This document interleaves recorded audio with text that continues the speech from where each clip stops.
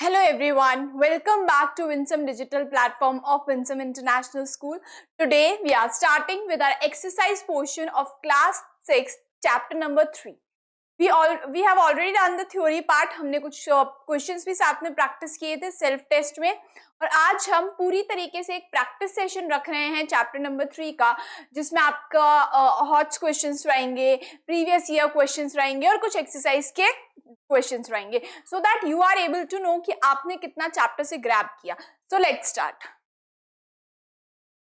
So our question number 1 is select the correct statement from the following. हमें बतानी है correct statement, यानी कि सही statement कौन सी है. आइए देखते हैं. Evaporation is a bulk phenomenon. क्या evaporation bulk phenomenon होता है? नहीं जी. Evaporation is a surface phenomenon. It is not a bulk phenomenon. तो ये हमारा हो जाएगा wrong. Now the latent heat of vaporization is 2.66 into 10 to the power 6 joule per kg. No, it is incorrect. ये नहीं थी हमारी latent heat of vaporization water की. Now perspiration is a method through which our body maintains a constant temperature. Sweat वाली हमने बात करी थी, आपको याद होगा, cotton clothes के related बात करी थी. तो क्या ये वही है? Yes, this is the correct statement. The RO purifier in our homes consists of a sulfur powder which removes bacteria from water.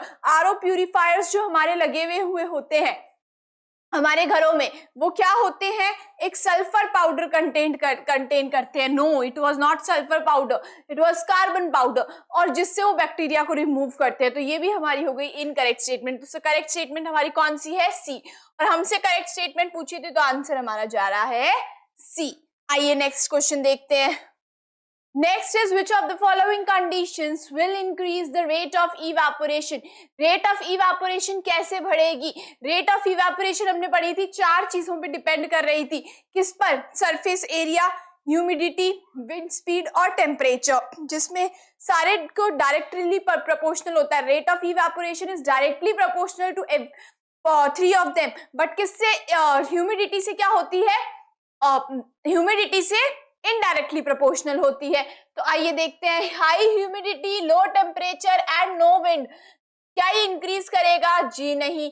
High temperature, low humidity, strong wind, जी हाँ होगा. क्या होगा? हाई टेम्परेचर, टेम्परेचर हाई होगा, evaporation, rate of evaporation बढ़ेगा.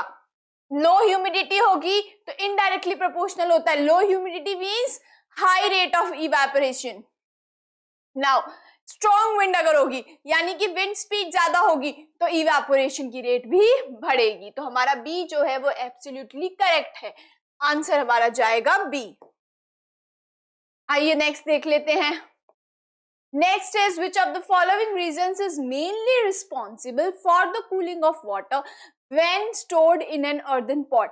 यानी earthen pot में जब हम पानी को स्टोर करके रखते हैं, मटके में जब हम स्टोर करके रखते हैं, तो क्या उससे क्या रीजन है जिससे वो पानी जो है ठंडा रहता है? आइए देखते हैं. The pot blocks air from entering into it. No. The material of this naturally cools the water. This is not the absolute reason. आइए नेक्स्ट देखते हैं. Water evaporates from pot surface leading to cooling. क्या ऐसा होता है कि water जो है वो इवेपोरेट करता है, यानी कि पॉट का जो सरफेस होता है उस पे क्या होता है? वाटर होता है, और वाटर जो है वो इवेपोरेट करता है. क्या ऐसा कुछ होता है? हमने पढ़ा था, आपको याद होगा कि छोटे छोटे होल्स होते हैं, जिन होल्स से जो पानी है वो सीप कर जाता है, और वो पानी जो होता है वो सरफेस पर आ जाता है, जो कि बाद में इवेपोरेट हो जाता है, और पीछे क्या होता है? कूलिंग इफेक्ट होता है. तो क्या ये सही है? Yes, this is absolutely correct. तो हमारा जाएगा आंसर सी. आइए नेक्स्ट देखते हैं. The pot absorbs heat from the water. क्या पॉट जो है एब्जॉर्ब करता है? ऐसा कुछ नहीं होता. पॉट एब्जॉर्ब नहीं करता. जो पार्टिकल्स होते हैं, यानी कि जो पानी जो होता है, हमारा जो वाटर होता है, वो पॉट में छोटे छोटे होल्स से क्या होता है? सीप कर जाता है, और उसकी वजह से वो वाटर सरफेस पर आ जाता है पॉट के. तो पॉट के सरफेस पर आने से क्या हो जाता है? पॉट के सरफेस पर जब वाटर हमारा आ जाता है तो पॉट के सरफेस से वो वाटर इवेपोरेट कर जाता है, और इवेपोरेट करने के बाद में एक पीछे कूलिंग इफेक्ट होता है. दिस इज द वाई जो पानी होता है वो ठंडा हो जाता है. तो हमारा आंसर जाएगा C. Read the given statements and select the correct option. हमें क्या करना है, सेलेक्ट करना है correct option. Evaporation causes cooling, yes cooling effect होता है इवेपोरेशन से। During evaporation water absorbs heat energy from surrounding to change into vapour. क्या होता है कि जब इवेपोरेशन होता है तो वाटर हीट एनर्जी जो होती है सराउंडिंग की हीट एनर्जी को एब्सॉर्ब करता है और वो वेपर में चेंज हो जाता है। जी एकदम सही है ये। आइए देखते हैं। Both statement 1 and 2 are true, statement 2 is the correct explanation of 1। Absolutely correct, एकदम सही है ये।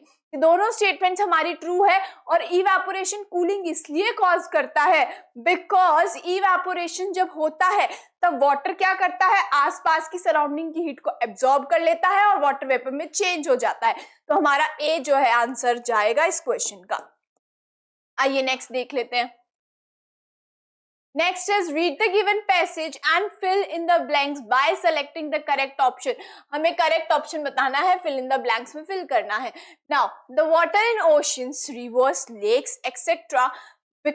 first because of the heat of the now। तो यहाँ पे first में आपको पता लग रहा होगा कि क्या आएगा, the water in because of the heat of sun। तो heat जो मिलती है सन से, उससे क्या होता है, जो पानी होता है वो क्या हो जाता है, इवेपोरेट हो जाता है। तो फर्स्ट तो हमारा जाएगा इवेपोरेट। सेकंड देख लेते हैं। सेकंड हमारा जा रहा है the water vapour rises up and to form tiny droplets of water. क्या होता है, कंडेंसेशन होता है तो टाइनी ड्रॉपलेट्स बनती है। हमने पढ़ा था इवेपोरेशन, कंडेंसेशन, प्रेसिपिटेशन, ये ऐसे चलता है ये प्रोसेस, है ना। तो सेकंड आएगा हमारा condenses to form tiny water droplets.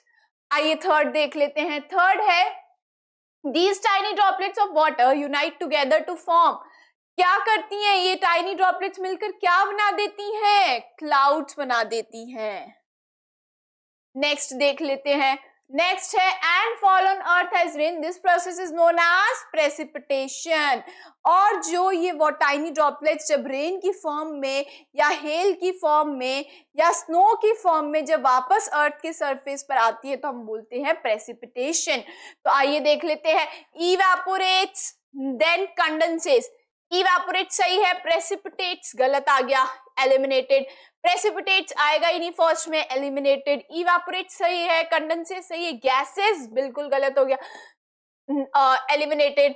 Evaporates, condenses, clouds, precipitation एकदम सही जा रहा है। तो हमारा आंसर क्या जाएगा, बी ऑप्शन जाएगा। Next is match the column 1 with column 2 and select the correct option from the given codes। आइए देख लेते हैं एक बार। हमारा है मेल्टिंग।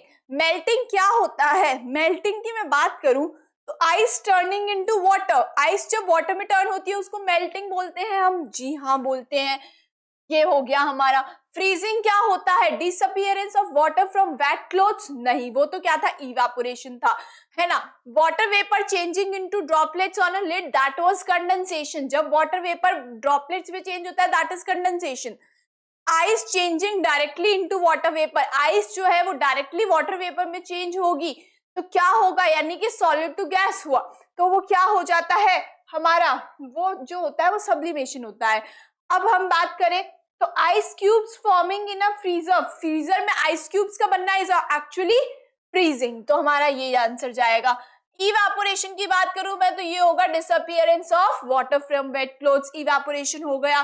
कंडेंसेशन की बात करूं तो होगा water vapour turning into tiny droplets on a lid. तो हम बात कर लेते हैं। पी का हमारा है फर्स्ट, क्यू है हमारा फिफ्थ, और आर जो है वो सेकंड है, और एस है हमारा थर्ड। तो आंसर हमारा जाएगा ए। अब आपको यहाँ पे कंफ्यूज करने के लिए एक ऑप्शन एक्स्ट्रा दिया हुआ था, फोर्थ वाला, तो that was only just to confuse you. आप क्वेश्चन में क्यों ऐसा दिया गया कि इधर तो 5 है इधर 4 है, सो that you get confuse. But अगर आपके दिमाग में कॉन्सेप्ट क्लियर है तो आप बिल्कुल भी कंफ्यूज नहीं हो। नेक्स्ट क्वेश्चन देख लेते हैं। Next is why do clothes dry faster on a windy day as compared to humid day।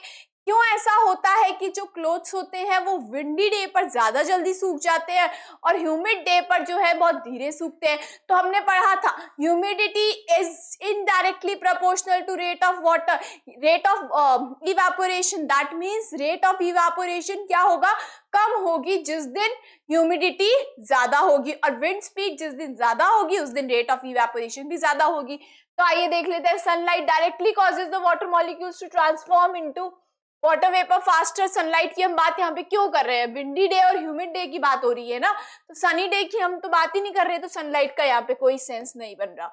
High temperature alone speed ups the evaporation process irrespective of wind, यानी कि हाई टेम्परेचर होना चाहिए, बस wind चले ना चले कोई फर्क नहीं पड़ रहा इवापोरेशन को, ऐसा बिल्कुल नहीं है, हमने तो पढ़ा है।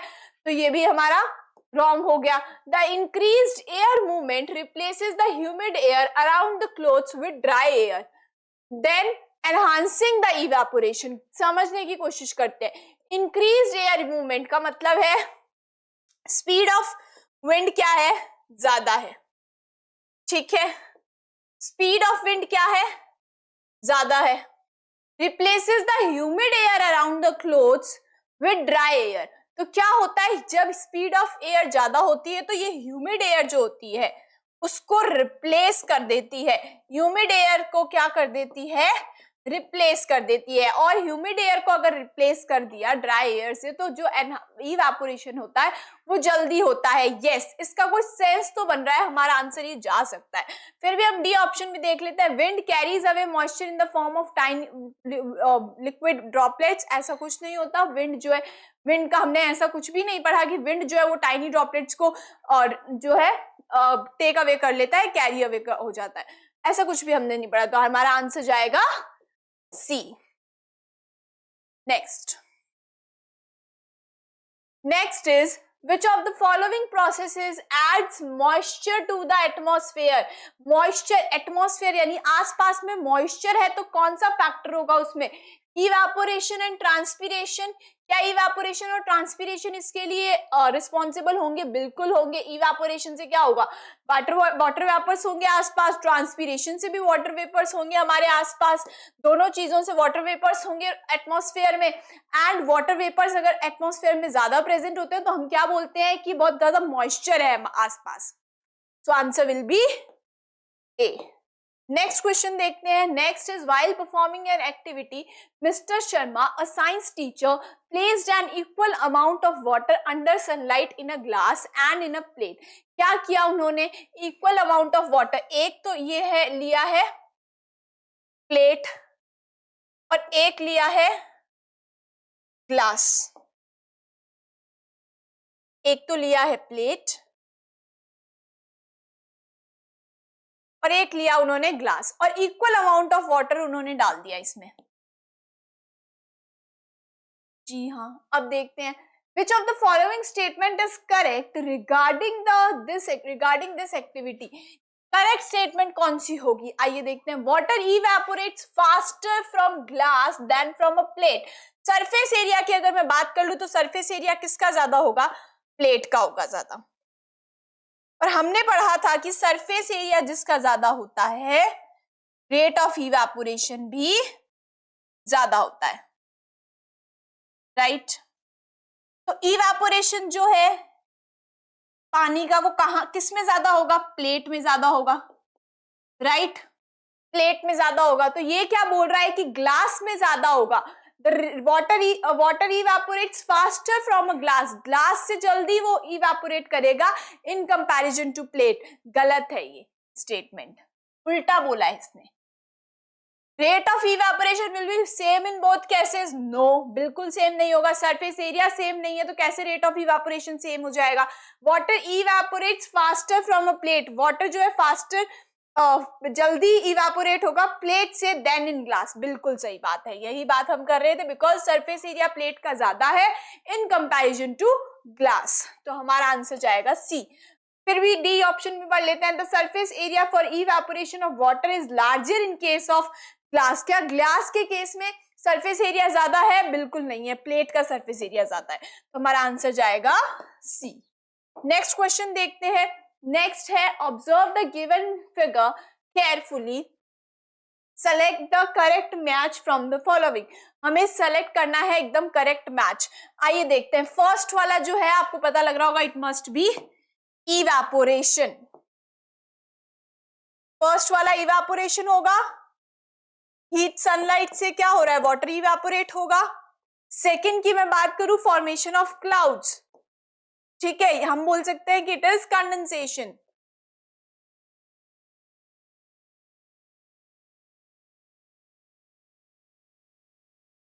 ओके, नाउ थर्ड जो हमारा होगा वो जाएगा प्रेसिपिटेशन।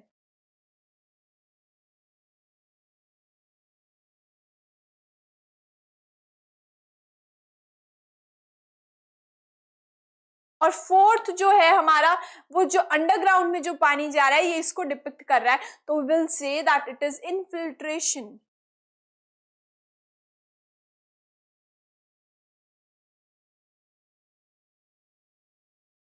आइए देखते हैं, सेलेक्ट द करेक्ट मैच। क्या फर्स्ट वाला हमारा ट्रांसपीरेशन है, नहीं है, यहाँ पे वाटर बॉडी है, वाटर बॉडी से पानी इवेपोरेट हो रहा है, तो करेक्ट इनकरेक्ट हो गया। सेकंड इवेपोरेशन है, नहीं। थर्ड प्रेसिपिटेशन है, जी हाँ। फोर्थ जो है वो सरफेस रन ऑफ है, नहीं है। फोर्थ क्या है, इनफिल्ट्रेशन है, जिससे जो वाटर है वो अंडरग्राउंड में जा रहा है, तो हमारा आंसर जाएगा C. Okay, I hope you got this. Let's do next question. Next is read the following statements carefully and select the correctly identifies them as true and false। हमें बताना है कि कौन सा true है कौन सा false है। पहले हम statements पढ़ते हैं। The gaseous state of water is called water vapor। क्या water की gaseous state को हम water vapor बोलते हैं? जी हाँ, it will be true। Now alcohol evaporates slower than water। alcohol जो है वो evaporate धीरे होती है in comparison to water। अगर मैं बात करूं इवापोरेशन की, तो वो किस पे डिपेंड करता है, और 4 factors, temperature, humidity, surface area and humidity and wind speed, है ना। तो 4 फैक्टर्स हमारे कौन से पढ़े थे हमने, mainly surface area, humidity, speed of wind and temperature. अब यहाँ पे तो हमें लिक्विड टाइप दे दिया, तो हम कैसे डिसाइड करेंगे, बॉइलिंग पॉइंट से डिसाइड करेंगे। आपको याद होगा इथेनॉल, हम एल्कोहल को और क्या बोलते हैं, इथेनॉल। एल्कोहल को हम क्या बोलते हैं, इथेनॉल भी बोलते हैं, है ना। और वाटर है, किसका बॉइलिंग पॉइंट ज्यादा होता है, हमने पढ़ा था कि जिसका बॉइलिंग पॉइंट ज्यादा होगा, जिसका बॉइलिंग पॉइंट ज्यादा होगा वो जल्दी इवेपोरेट होगा, है ना। बॉइलिंग पॉइंट जो है किसका ज्यादा होता है, वाटर का ज्यादा होता है। बॉइलिंग पॉइंट की मैं बात करूं, जिसका बॉइलिंग पॉइंट कम होगा वो जल्दी इवेपोरेट करता है। किसका कम होता है, एल्कोहल का कम होता है, वाटर का ज्यादा होता है, एल्कोहल का कम होता है। तो इथेनॉल, एल्कोहल आप बोल सकते हो, दोनों में से कुछ भी, उसका जो बॉइलिंग पॉइंट होता है, इथेनॉल और I can say alcohol, ethanol या एल्कोहल का जो बॉइलिंग पॉइंट होता है वो वाटर के बॉइलिंग पॉइंट के कंपैरिजन में कम होता है, और जिसका बॉइलिंग पॉइंट कम होगा वो जल्दी इवेपोरेट करता है लिक्विड, राइट। तो यानी कि इवेपोरेट जो है वो स्लो करेगा या फास्टर, फास्टर करेगा, दिस इज फॉल्स। यहाँ पे होना चाहिए था alcohol evaporates faster than water, alcohol जल्दी इवेपोरेट हो जाएगा बिकॉज उसका वाटर के कंपैरिजन में बॉइलिंग पॉइंट क्या है, कम है। नाउ अगर हम बात कर ले फ्रीजिंग पॉइंट जो होता है वाटर का, क्या वो 0 डिग्री सेल्सियस होता है, बिल्कुल होता है, ट्रू होगा। Water in hydro electric power plant is use to generate electricity. Hydro electric power plant में वाटर को हम यूज करते हैं इलेक्ट्रिसिटी को जनरेट करवाने में, जी हाँ, ट्रू। तो आंसर हमारा जाएगा TFTT, TFTT हमारा आंसर जाएगा B option. Let's come to the next question. Next है हमारा the table given below shows the properties of 3 different states of water. Select atoms which are correctly described. हमें बताना है कि correctly कौन से described हुए हैं। स्टेट ऑफ वाटर की हम बात कर ले तो क्या आइस की डेफिनेट शेप होती है? बिल्कुल होती है। डेफिनेट वॉल्यूम होता है? बिल्कुल होता है। एबिलिटी टू फ्लो और स्प्रेड नहीं होती है। तो ये हमारा आइस जो है वो तो एकदम करेक्ट है। अब हम वाटर की बात कर लेते हैं। तो वाटर क्या है? उसकी डेफिनेट शेप होती है? नहीं होती। डेफिनेट वॉल्यूम होता है? हाँ होता है। एबिलिटी टू फ्लो और स्प्रेड यानी फ्लो करने की एबिलिटी होती है? बिल्कुल होती है। करेक्ट है हमारा। वाटर वेपर की अगर हम बात कर ले तो वाटर वेपर जो है क्या डेफिनेट शेप होती है वाटर वेपर की? नहीं होती। डेफिनेट वॉल्यूम होता है? नहीं होता है। एबिलिटी टू फ्लो और स्प्रेड होता है? जी हाँ होता है। तो वाटर वेपर भी हमारा सही जा रहा है। तो हमें पूछता था कि करेक्टली कौन सा डिस्क्राइब्ड है, तो हमारे तीनों जो है वो करेक्टली डिस्क्राइब्ड है। अब आइए ऑप्शंस को देखते हैं। ऑप्शंस है हमारे फर्स्ट एंड सेकंड ओनली, जी नहीं। Third only, no. हम हमें पूछा था करेक्टली कौन से डिस्क्राइब्ड है और हमारे तीनों करेक्टली डिस्क्राइब्ड है। तो क्या सेकंड एंड थर्ड होगा? नहीं। First only, no. तो ये ऑप्शन सारे गलत जा रहे हैं। यहाँ पे एक करेक्शन होनी चाहिए कि यहाँ पे आना चाहिए फर्स्ट, सेकंड एंड थर्ड। या तो क्वेश्चन में यहाँ पे मिसप्रिंटिंग है, अदरवाइज आपके ऑप्शन में। तो आपको लेकिन आंसर क्लियर होना चाहिए कि ऐसे क्वेश्चन जब आते हैं आपके एग्जाम में बाय चांस आ जाए तो उसमें वो क्या होता है, बोनस मार्किंग हो जाती है फिर। ठीक है, तो आप क्या करेंगे, इसका होगा आंसर फर्स्ट, सेकंड और थर्ड। आपको पता होना चाहिए कि आंसर क्या जा रहा है हमारा। तीनों ऑप्शंस जो हैं वो करेक्ट जा रहे हैं, तीनों करेक्टली डिस्क्राइब्ड है। तो हमारे आंसर में या तो आंसर में मिसप्रिंटिंग है, अदरवाइज क्वेश्चन में मिसप्रिंटिंग है कि यहाँ पे किसी में क्रॉस कर देता अगर क्वेश्चन में, तो हम एक चीज एक जो है स्टेट को कह देते कि इसका गलतली डिस्क्रिप्शन दिया हुआ है हमें। ठीक है, आइए देखते हैं नेक्स्ट क्वेश्चन। नेक्स्ट क्वेश्चन है among the following select the incorrect statement. आपको बतानी है गलत statement. Water in the form of water vapour is visible to human eye. क्या वाटर जो है वो वाटर वेपर की फॉर्म में हमें दिखता है? जी नहीं, ऐसा नहीं होता। वी कांट सी, गलत है। Now the process of infiltration helps in replenishing ground water, correct. हमने अभी देखा था इनफिल्ट्रेशन एक प्रोसेस होता है जिसकी वजह से पानी जो है वो अंडरग्राउंड में जाता है, रेन वाटर, और ये बिल्कुल ग्राउंड वाटर जो है उसका रिप्लेसमेंट करने में हेल्प करता है। Density of ice is more than density of water. क्या डेंसिटी आइस की ज्यादा होती है? बिल्कुल नहीं होती है। The density of ice is less than the density of water. तो यहाँ पे मोर नहीं, यहाँ पे आना चाहिए लेस। लेस होती है डेंसिटी जो होती है आइस की, वाटर की ज्यादा होती है, इसीलिए आइस फ्लोट करती है वाटर पे। Incorrect. Total amount of water on earth total amount of water on earth more or less remains constant। यानी कि हमेशा जो अमाउंट ऑफ वाटर है अर्थ पे वो हमेशा कांस्टेंट रहता है। जी हाँ, बिकॉज जो पानी है वो जा रहा है, उस देखा जाए नेचुरल प्रोसेस हो रहा है, वाटर साइकिल हो रही है, तो क्या हो रहा है, वही पानी वापस अर्थ पर आ रहा है, तो जो अमाउंट है वो तो कांस्टेंट ही रह रहा है। ठीक है, तो ये हमारा हो जाएगा, सॉरी करेक्ट होगा ये हमारा, ये बात सही बोल रहा है कि कांस्टेंट रहता है। ठीक है, अब इनकरेक्ट कौन सा है हमारा, फर्स्ट और थर्ड है, तो हमारा आंसर जाएगा बी। फर्स्ट एंड थर्ड हमें इनकरेक्ट पूछा था, करेक्ट नहीं पूछा था, कंफ्यूज नहीं होंगे, करेक्ट नहीं इनकरेक्ट पूछा है, गलत पूछा है, तो गलत हमारा कौन सा जा रहा है, फर्स्ट एंड थर्ड।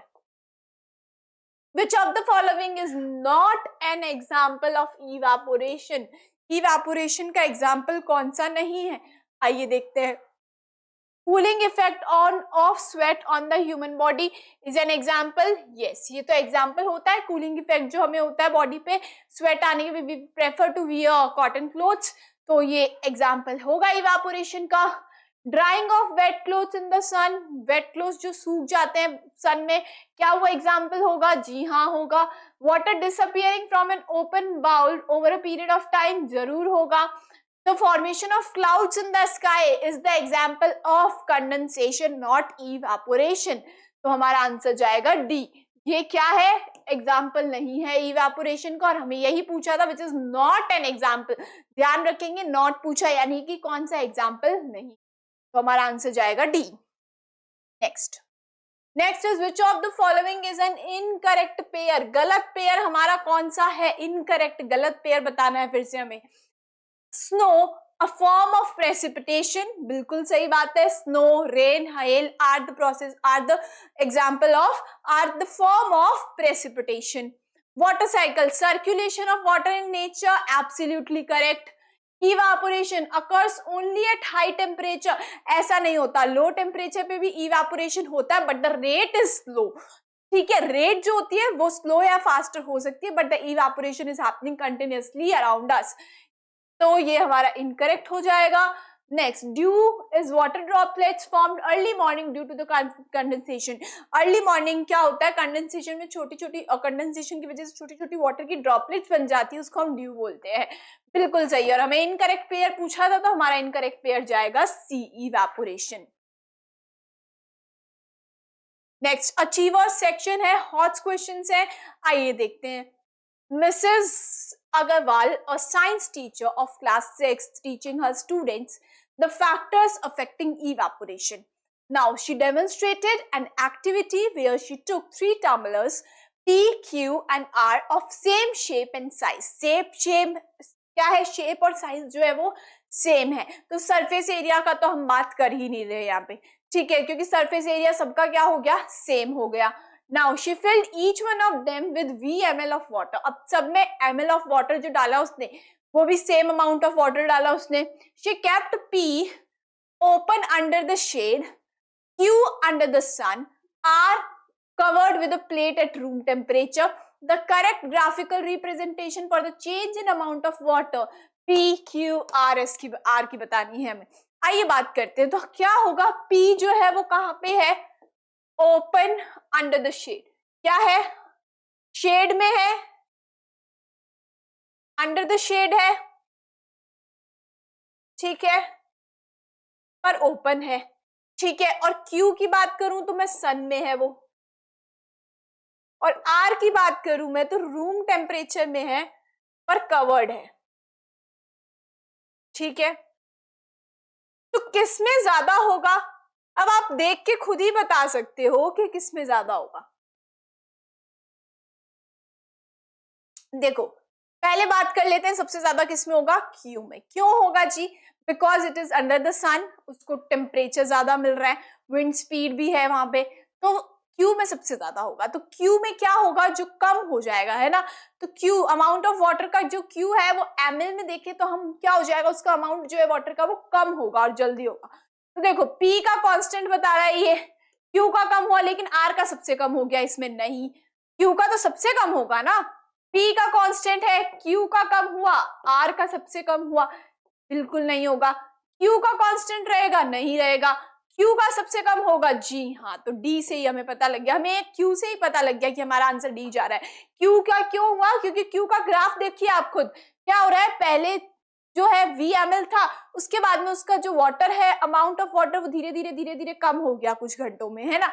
और फिर इसने बोला कि R की अगर मैं बात कर लूं तो R जो है वो कांस्टेंट रह रहा है, क्योंकि रूम टेम्परेचर पे कवर्ड करके रखा हुआ है, ठीक है. तो क्या हुआ, ना तो उसको टेम्परेचर जो है इतना ज्यादा मिल रहा है, ना विंड स्पीड मिल रही है, तो क्या रह रहा है, कांस्टेंट रह रहा है. तो Q भी सही हो गया हमारा, R भी सही हो गया, और P का हल्का सा कम होगा, बिकॉज वो क्या है, अंडर शेड है, यानी कि बाहर पड़ा है, कवर्ड नहीं है, लेकिन अंडर शेड हमने उसको रखा है, तो थोड़ा सा जो है वो कम होगा, और R का कांस्टेंट रहेगा. तो हमारा आंसर जाएगा D.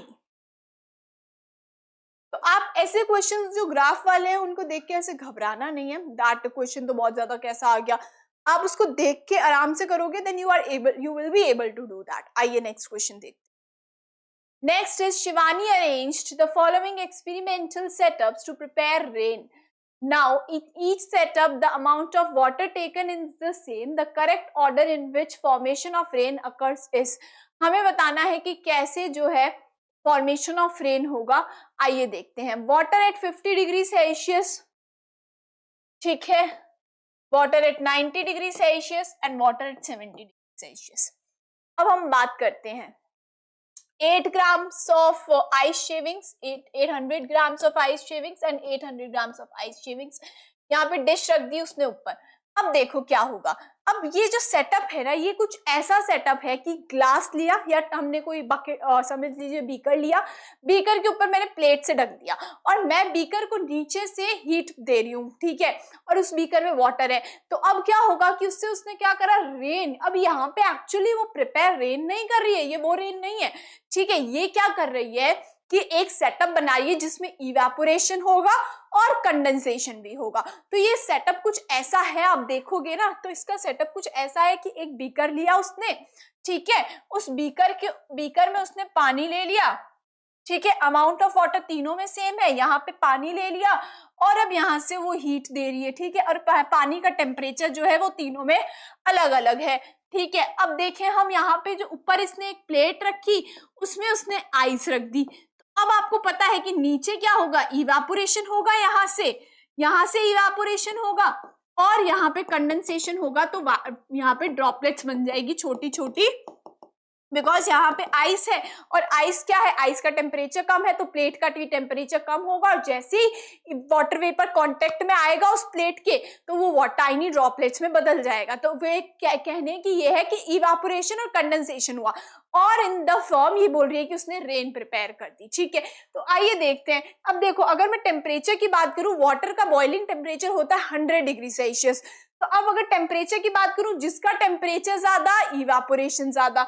आइए देखते हैं तो क्या होगा, इवेपोरेशन ज्यादा होगा, जिसका इवेपोरेशन जल्दी होगा F का सबसे जल्दी होगा, और फिर किसका होगा, G का होगा, और फिर E का होगा। ये होगा इवेपोरेशन का। तो इवेपोरेशन जिसका जल्दी हुआ उसका कंडेंसेशन जल्दी हो जाएगा और कंडेंसेशन जल्दी हो जाएगा तो रेन प्रिपेयर जल्दी होगी उसमें, ठीक है। तो हमारा सीक्वेंस जाएगा F, G और E। तो हमने ये कैसे देखा, मेन आपको किससे पता लगा, आइस सेम है, आइस का अमाउंट सेम है, वाटर का अमाउंट भी सेम है, दोनों में प्रोसेस, तीनों में प्रोसेस इवेपोरेशन और कंडेंसेशन हो रहा है, लेकिन हमने देखा टेम्परेचर से, और हमने पढ़ा था कि जिसका टेम्परेचर ज्यादा रेट ऑफ इवेपोरेशन उसका ज्यादा होगा, और रेट ऑफ इवेपोरेशन जिसका ज्यादा हुआ उसमें वाटर की ड्रॉपलेट्स जल्दी बनेगी। इन द सेंस क्वेश्चन के अकॉर्डिंग बोले तो उसमें रेन जल्दी प्रिपेयर होगी।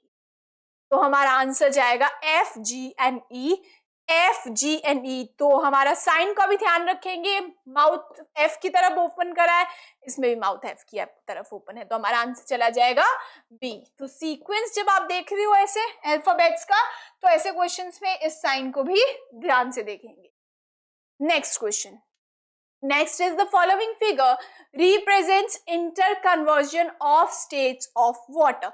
आइए देखते हैं क्या है ये, हमें दी हुई है यहाँ पे पिक्चर। अब आपको नेम पता होना चाहिए, बहुत इजी क्वेश्चन है। देखिए, फर्स्ट की मैं बात करूं तो फर्स्ट जो है वो क्या है, ice is turning into water, melting. Second, water is turning into water vapour, evaporation. Third की बात करूं तो water vapours are turning into ice, water vapour is directly turning into ice without converting into liquid, deposition, sublimation का उल्टा हो रहा है।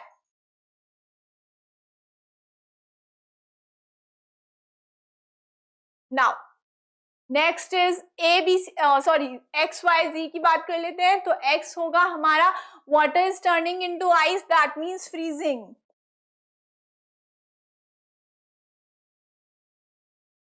Y की बात कर लूं तो क्या हो रहा है, वाई इधर से इधर हो रहा है ऐसे, है ना, that means water is turning into water vapour is turning into water droplets, condensation.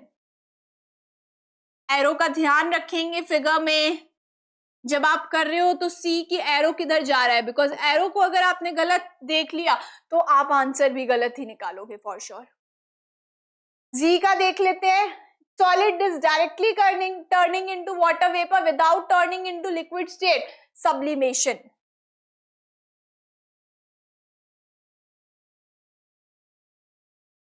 अब हमें ये तो पता लग गया कि हमारे 1, 2, 3 और XYZ क्या है। तो ऐसे क्वेश्चंस में प्लीज ध्यान रखेंगे कि एरो किस तरफ है। अब हम देख लेते हैं करेक्ट स्टेटमेंट कौन सी बात जा रही है। आइए देखते हैं, process 1 and 2 are freezing, 1 and 2 are freezing and condensation respectively. 1 और 2 हमारे 1 और 2 मेल्टिंग और इवेपोरेशन है, फ्रीजिंग और कंडेंसेशन तो है ही नहीं, wrong, eliminated. Next, process 3 and y are deposition and condensation respectively. Third है हमारा डिपोजिशन और y है हमारा condensation, absolutely correct. Process y causes formation of clouds, condensation process जो है हमारा वो y है, और क्या उससे फॉर्मेशन होता है क्लाउड्स का, absolutely correct. Processes 2 and y are involved in water cycle, 2 है इवेपोरेशन और y है कंडेंसेशन। क्या इवेपोरेशन और इवेपोरेशन 2 हमारा था इवेपोरेशन और y है कंडेंसेशन वाटर साइकिल में होते हैं, absolutely correct. Now processes 1 and z occur on cooling, 1 कहाँ है मेल्टिंग और z है सब्लिमेशन, यानी कि कूलिंग होने पर होते हैं। सब्लिमेशन जो है वो कूलिंग पे नहीं होता है जी, मेल्टिंग जो है वो भी कूलिंग पे नहीं होता, दोनों हीटिंग होने पर होते हैं। इनकरेक्ट। तो हमारा जो है करेक्ट स्टेटमेंट कौन सी जा रही है, second, third and fourth, second, third and fourth, A जो है हमारा करेक्ट आंसर जाएगा। तो ऐसे क्वेश्चंस ना देखने में आपको लगेंगे कि बहुत लेंथी हैं, बड़े हैं, but if you know the accurate way to do it ना, आपको पता है कि कैसे करना है ऐसे क्वेश्चंस को, तो बहुत इजीली कर लोगे आप। तो बस ऐसे क्वेश्चन में ध्यान रखेंगे एरो किस तरफ जा रहे हैं, ध्यान से पढ़ें क्वेश्चन को and then do that. Next, which of the following statements are incorrect, आपको गलत स्टेटमेंट बतानी है। आइए देखते हैं, water changes its states only on heating, क्या वाटर अब सिर्फ हीटिंग पे अपनी, यानी कि हीट होने पर ही अपनी वाटर को स्टेट को चेंज करता है, जी नहीं, हीटिंग एंड कूलिंग दोनों पर होता है। तो इनकरेक्ट हो गया ये हमारा। The rate of evaporization does not depend on the air movement, इस एयर मूवमेंट को मैं विंड स्पीड बोल सकती हूँ जी, और हमने तो देखा था कि विंड स्पीड पे डिपेंड करता है, विंड स्पीड ज्यादा होगी तो रेट ऑफ इवेपोरेशन भी ज्यादा होगी, है ना। तो ये बोल रहा है कि डिपेंड ही नहीं करता, तो इनकरेक्ट हो गया। Evaporation causes cooling effect, yes हमने पढ़ा था इवेपोरेशन से कूलिंग इफेक्ट होता है। Clothes dry slowly on a rainy day because the amount of water vapour in the air is low. देखो ये बात तो इसकी सही है कि जो रेनी डे होता है ना, उस दिन क्या होता है, धीरे कपड़े हमारे सूखते हैं, यानी कि थोड़ा टाइम ज्यादा लेते हैं कपड़े सूखने में। और उस दिन क्यों कपड़े थोड़े लेट सूखते हैं हमारे, बिकॉज हमारा जो एनवायरनमेंट होता है, उस एटमॉस्फेयर होता है, उसमें ह्यूमिडिटी होती है, यानी कि टाइनी वाटर ड्रॉपलेट्स होती है, मॉइस्चर ज्यादा होता है, यानी कि वाटर वेपर जो होते हैं क्या वो लो होते हैं, जी नहीं, हाई होते हैं। और हाई, अब इस वाटर वेपर का एक्चुअली क्या मीनिंग है, ह्यूमिडिटी। और हमने पढ़ा था कि ह्यूमिडिटी जब ज्यादा होती है रेट ऑफ इवेपोरेशन धीरे हो जाती है, और रेट ऑफ इवेपोरेशन जब ज्यादा हो जाती है तो रेट ऑफ इवेपोरेशन ज्यादा ह्यूमिडिटी जब हाई होगी रेट ऑफ इवेपोरेशन ऑटोमेटिकली कम हो जाएगी। तो क्या होता है, रेनी डे पर ह्यूमिडिटी ज्यादा होती है, इसलिए रेट ऑफ इवेपोरेशन कम होती है और कपड़े हमारे थोड़ी देरी से सूखते हैं। तो अब इसने यहां तक तो एकदम सही बोला, लेकिन वहां पे लो की जगह क्या आना चाहिए था, हाई आना चाहिए था, तो ये लो वाली हमारी गलत हो गई, तो हमारी स्टेटमेंट पूरी गलत चली गई। अब हमें पूछा था इनकरेक्ट, यानी कि गलत स्टेटमेंट कौन सी है हमारी, फर्स्ट गलत है, हाँ जी है, सेकंड जो है वो गलत है, हाँ जी, थर्ड गलत है, नहीं थर्ड गलत नहीं है, तो फर्स्ट गलत है, हाँ, सेकंड गलत है, हाँ, और फोर्थ गलत है। फर्स्ट, सेकंड एंड फोर्थ जो है वो हमारी इनकरेक्ट स्टेटमेंट से आप खुद देख सकते हो, first, second and fourth are incorrect, third हमारी एब्सोल्युटली करेक्ट थी, और हमें पूछा था इनकरेक्ट, गलत स्टेटमेंट हमसे पूछी गई थी। So now this was all about the practice session based on chapter number 3 of your class 6th SOF series. I hope you liked it. Make sure to subscribe the channel. Thank you so much.